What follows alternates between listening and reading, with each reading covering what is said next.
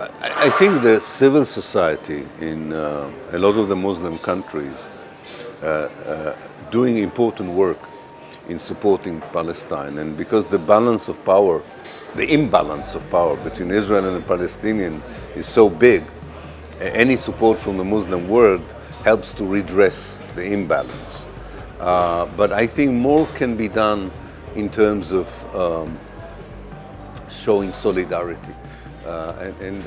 But I know it from Europe. It's very difficult to show solidarity when the movement you want to help with doesn't tell you what it wants. I think the essence of solidarity is not, I'm not telling you what you should do. You tell me what you need from me. That's the essence. But if you don't tell me what you need from me, it's very difficult for me to help you.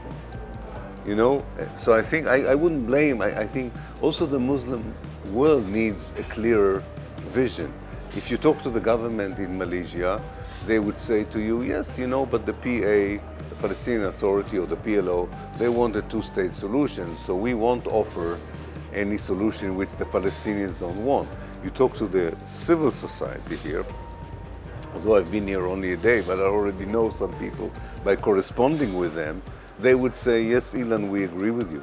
The only solution is the one-state solution. So we have this confusion that doesn't help the Muslim world when it does want to show solidarity.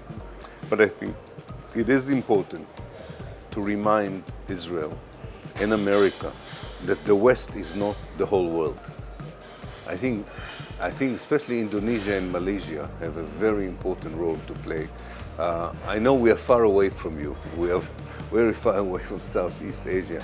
But I think these two very important Muslim countries with a very tolerant kind of version of Islam as well, I think can play a very important role. How do you see? I can see it with more awareness of what goes on in Palestine, more lectures, more events.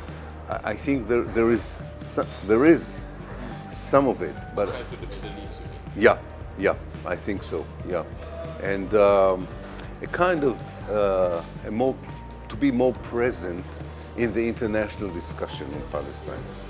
I think that's very important because the conversation is usually dominated by America and a little bit by Europe.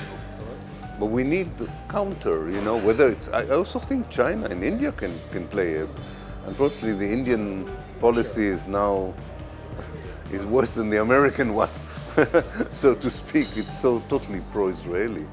The Chinese one is more balanced. I think China has this, on the one hand, the history of supporting the Palestinian national liberation, but now it has its own economic interest. So at least China is more balanced than India, but I think all the Southeast Asia needs to be more present in these discussions because the Americans have dominated the so-called peace process, the question of the future, and there are, as you said, there are dishonest brokers, and it doesn't work.